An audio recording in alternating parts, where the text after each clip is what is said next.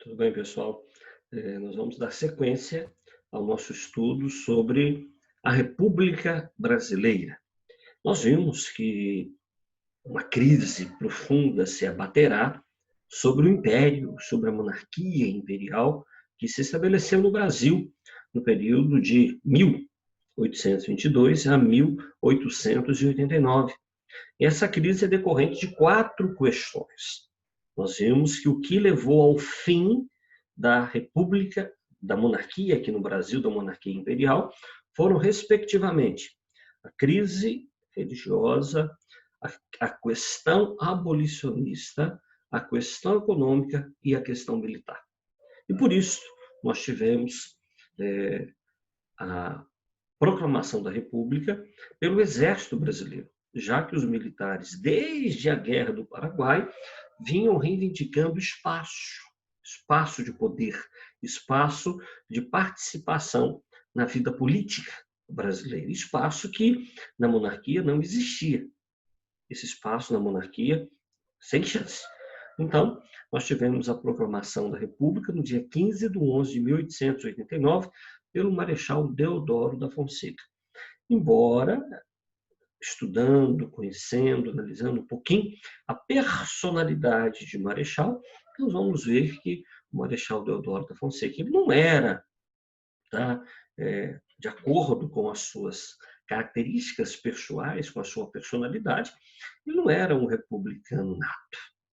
Mas ele foi escolhido justamente por ele ter capacidade de aglutinar todas essas forças que eram importantes no momento para pôr fim à monarquia aqui no Brasil. E assim se sucedeu. Vimos e já estudamos que a República aqui no Brasil ela vai ter fases.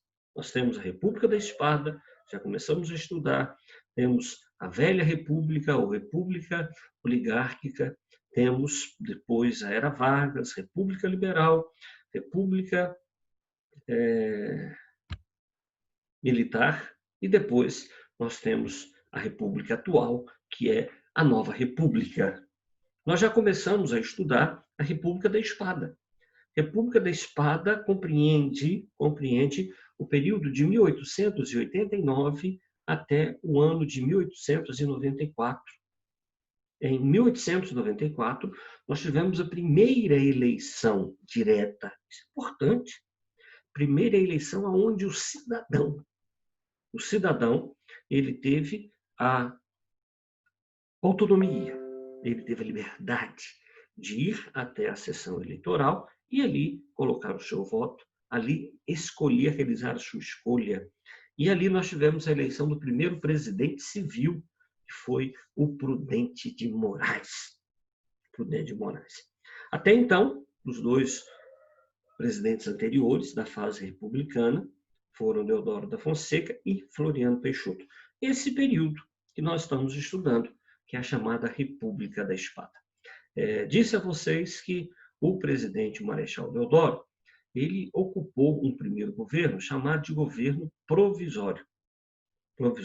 E nesse governo provisório, que vai de 89 a 91, o Deodoro da Fonseca, ele vai banir a família real aqui do Brasil, ele vai criar uma nova bandeira para o Brasil. E, além disso, já falamos que ele convoca uma Assembleia Constituinte. E essa Assembleia Constituinte vai promulgar uma nova Constituição para o Brasil. Constituição Republicana de 1891. 1891. Essa Constituição que acaba com o voto censitário, essa Constituição que cria o regime federativo aqui no Brasil, onde os estados têm autonomia, mas uma autonomia relativa. Os estados, eles precisam seguir a União, eles precisam seguir as leis federais. As leis federais estão acima das leis estaduais aqui, de acordo com o nosso pacto federativo que foi estabelecido, diferentemente de outros países, como, por exemplo, os Estados Unidos, que também é uma república presidencialista como nós. Mas lá o pacto federativo dá aos estados, às unidades federativas, uma autonomia extraordinária. Lá nos Estados Unidos, os estados eles têm o poder de legislar, coisa que o nosso Pacto Federativo, desde 1891, não permite. Também vimos, além dessas duas questões, nós vimos que o Estado brasileiro ele se torna um Estado laico. E aí a liberdade de culto ela vai ser estabelecida. Beleza. Essa Assembleia Constituinte que elegeu, que fez a Constituição de 1891, ela também elegeu o presidente Deodoro da Fonseca para um outro mandato, para um próximo mandato. Os deputados elegeram de forma indireta, uma eleição indireta, como nós a chamamos. E aí, o Deodoro da Fonseca, em 1891, ele começa um novo governo. Só que ele não continua. 6 meses depois, assim como aconteceu com o Jânio Quadros aqui no Brasil, ele vai renunciar. Ele renuncia depois de inúmeras denúncias contra ele de corrupção. E uma CPI, na época, foi criada para investigar o favorecimento de Deodoro da Fonseca a um amigo que estava usando recursos públicos para desviando recursos públicos na construção do Porto do Rio Grande. Então, essa CPI ela começa a investigar Deodoro. Deodoro era um cara extremamente autoritário, arbitrário, e ele vai fechar o Congresso. Nós chamamos isso de estado de sítio. Mas, mesmo assim, as denúncias vieram à tona, continuaram, e aí o Deodoro da Fonseca ele opta por renunciar. Quem assume? Assumirá o vice. Quem era o vice?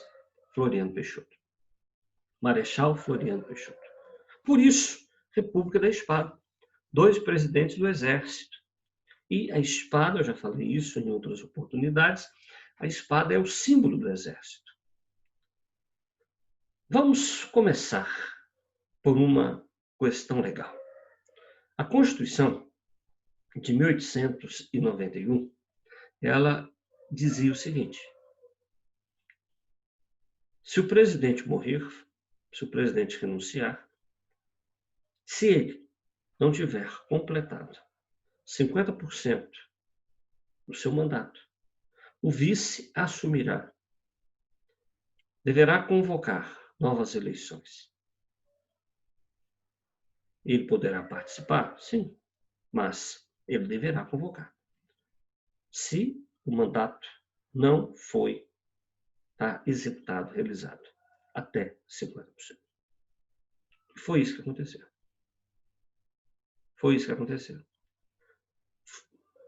Marechal Deodoro não realizou 50% do seu mandato. Ele ficou apenas 6 meses. Então, o Floriano, ele assume. Mas só que o Floriano, ele não realiza novas eleições. Então, do ponto de vista legal, o seu governo estava ferindo o artigo 42 da Constituição de 1891. Justamente por isso. Porque o artigo 42 da Constituição dizia isso que eu acabei de dizer a vocês. Se ele não completou 50%, o vice assume, nova eleição. E não foi isso que foi realizado. Floriano, ele alegava, ele dizia que não era o momento do Brasil ter eleições, porque a República ela estava muito frágil. Ele dizia que era necessário consolidar a República. Por isso, Floriano ele vai enfrentar um movimento chamado antiflorianismo. Movimento extremamente forte, movimento organizado de oposição a ele, e que questionava a todo momento a legalidade do seu governo. Mas Floriano estava obstinado nas suas convicções, obstinado em seus valores, obstinado em terminar o mandato que fora dado ao Deodoro da Fonseca, justamente para evitar que a monarquia sofresse um retrocesso. E, de fato, parece que Floriano estava prevendo aquilo que iria acontecer. No seu governo, Floriano Peixoto irá enfrentar aquilo que nós chamamos de revolta armada. A revolta armada foi uma tentativa dos defensores da monarquia e da Marinha Brasileira, porque eu já disse isso a vocês, se o exército era republicano, a Marinha era monárquica. Então, a revolta armada, uma tentativa da Marinha e dos defensores da monarquia, que eram muitos, não podemos subestimar, muitos eram defensores da monarquia, e o Floriano Peixoto vai enfrentá-los e vai derrotá-los. E vai derrotá-los. Então, veja você que aquilo que o Floriano previa, de fato, veio a acontecer. Uma tentativa organizada de pôr fim à República e de restabelecer a monarquia. E quando chega no ano de 1894, como o Floriano Peixoto se manteve no poder, mesmo contrariando o artigo 42 da Constituição, todo mundo achava que ele seria candidato, porque em 94 deveriam acontecer eleições. E o Floriano, ele respeita as regras do jogo, aí sim. Ele respeita, convoca eleições diretas aonde o cidadão vota. E o mais interessante, ele não concorreu. Ele poderia concorrer, mas ele não disputou. Veja você que o Floriano ele começa o seu governo, portanto, com esse antiflorianismo, esse movimento de oposição. Seu governo, de fato, feriu o artigo 42 da Constituição, mas quando ele termina, ele foi extremamente reconhecido pela sociedade brasileira. Tanto que o Floriano Peixoto, ele recebe alguns títulos que eu considero extremamente interessante. Extremamente interessante. O primeiro título que ele recebe é o título de Marechal de Ferro. Marechal de Ferro. Foi durão. Mas o título que eu considero mais interessante, dado ao Floriano Peixoto, é o título de Consolidador da República. Esse eu acho legal. E, de fato, ele foi. Ele foi o grande responsável por consolidar a República do Brasil. Grande responsável. Se o Brasil hoje é uma república, se não tivermos um retrocesso, um retorno à monarquia, deve-se a Floriano Peixoto, que enfrentou com bravura, com coragem, a revolta armada. E aí, no ano de 1894, nós tivemos eleições presidenciais. E nas eleições presidenciais deste ano, como eu havia dito anteriormente, nós tivemos o primeiro presidente civil do Brasil. Primeiro presidente civil, que foi o ilustre Prudente de Moraes, paulista. Com a eleição de Prudente de Moraes, tem início uma nova fase na República Brasileira. Que fase é esta? É a chamada Velha República, ou República Oligárquica, ou República dos Coronéis, ou República do Café com Leite. Esse período começa, portanto, em 1894 e se prolongará até 1930, quando nós tivemos a Revolução de 30, e com a Revolução de 30, o presidente Getúlio Vargas ele chega ao poder, encerrando, portanto, a República dos Coronéis, a República do Café com Leite ou a República Oligárquica. Vamos começar falando um pouquinho sobre essa República Oligárquica. Então, você já sabe qual é o começo, 1894, eleição de Prudente de Moraes. E o término, 1930, com a Revolução e o início da chamada Era Vargas. Importante nós entendermos que a República Oligárquica, ela se assentava, ela tinha alguns pilares, algumas características marcantes, fundamentais, estruturais.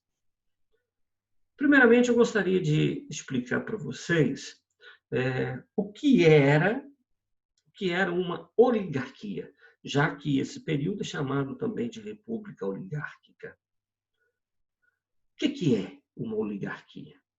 Oligarquia é um grupo fechado, um grupo limitado, um grupo limitado de pessoas que controlavam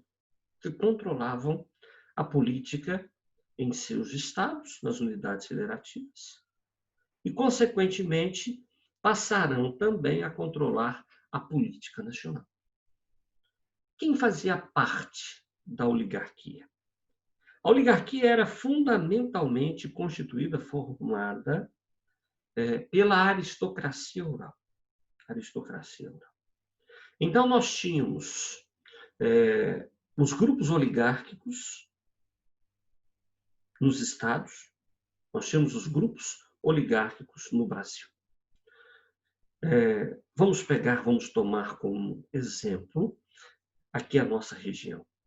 A nossa região de Formiga, região centro-oeste aqui de Minas, ela tinha os seus grupos oligárquicos, membros da aristocracia, que controlavam a política na nossa cidade. Um grupo fechado. Ou seja, ninguém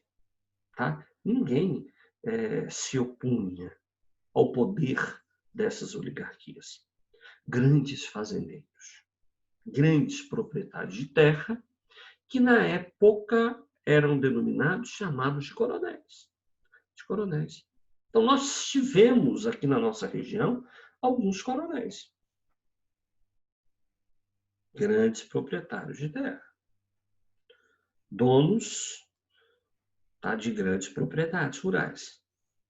Propriedades produtoras. Ainda tínhamos uma economia fundamentalmente agrária.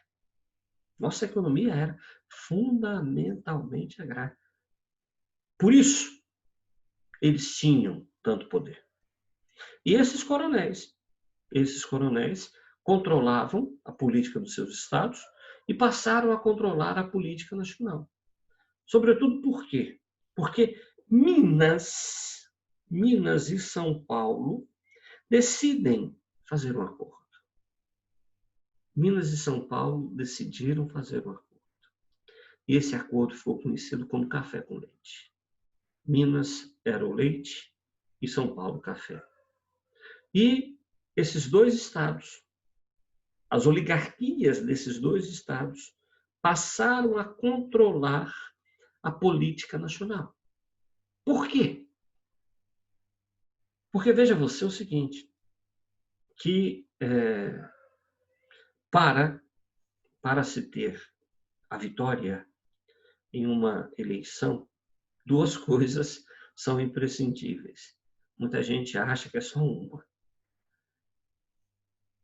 Duas coisas são imprescindíveis. Primeiro, é necessário ter voto, óbvio. Primeiro. E muita gente pensa que só voto ganha eleição. E não é. Infelizmente, não deveria ser. Mas também é necessário dinheiro, poder econômico. E nessa parceria São Paulo-Minas se tinha voto e se tinha dinheiro. Afinal de contas, São Paulo era a maior economia do país. E o segundo maior colégio eleitoral. Minas era o maior colégio eleitoral. Minas era o estado que tinha mais voto. Então veja que a parceria foi perfeita. Tanto que São Paulo e Minas estabelecem a República do Café com Leite. E, através dessa república, desse acordo entre Minas e São Paulo, o presidente saía sempre desses dois estados. Ora um paulista, ora um mineiro. Ora um paulista, ora um mineiro. Nós tivemos raríssimas exceções, durante esse período de 1894 a 1930, de presidentes que não foram, tá, do eixo Minas-São Paulo. Uma exceção que nós tivemos foi o Hermes da Fonseca. O Hermes da Fonseca, que era gaúcho. Mas, controle político das oligarquias. As oligarquias tinham esse poder, essa capacidade. Controlavam a política nas suas cidades, nos seus estados, e passaram a controlar também a política nacional. É isso que nós chamamos de coronelismo também. O que sustentava o poder dos coronéis? O poder dos coronéis se assentava na figura afetiva, no poder econômico e na figura afetiva que eles representavam numa verdadeira relação de clientelismo entre o coronel e a população. O coronel era o padrinho. Todo mundo, todas as famílias, tinham 1, 2 filhos cujo padrinho de batismo era o coronel. As pessoas precisavam de médico, quem providenciava era o coronel. As pessoas precisavam de uma ajuda financeira, quem providenciava era o coronel. As pessoas precisavam de um transporte, quem providenciava era o coronel. As crianças precisavam serem educadas, quem contratava um professor para ensiná-las, para alfabetizá-las, era o coronel. Então, uma relação de fato clientelista, troca de favores. Troca de favores. Como hoje ainda se tem, hoje nós sabemos que muita gente não vota em candidatos políticos pela sua competência, pela sua honradez, pelo seu caráter, mas votam em função de relações clientelistas. Ah, fulano de tal fez isso para mim, um dia que eu precisei, então eu devo obrigação. Eu devo obrigação. E aí, de repente, o cara é ficha suja, o cara não é idôneo, não é correto, mas recebe uma enxurrada de votos porque ele estabeleceu com as pessoas relações de troca de favores. Troca de favores. E tem mais. Coronel também pegava pesado. Coronel também pegava pesado. Pegava pesado porque, neste período da República Oligárquica, as eleições eram eleições abertas. O voto era aberto. O voto não era fechado, como hoje. Ou seja, na sala de votação, o coronel, ou ele estava, ou alguém que o representava estava presente. A pessoa tinha que chegar, meu candidato é fulano, meu candidato é ciclano. Como que você, que tinha relações clientelistas com o coronel, iria, na presença dele, dizer que não votaria do candidato dele? Não tinha como. Então, o voto aberto, ele vai ser terreno fértil, ele vai ser o esterco, o adubo, para alimentar essa prática clientelista, para fazer com que o poder dos coronéis aumentasse e se perpetuasse cada vez mais. Na próxima aula, nós continuamos a estudar República Oligárquica.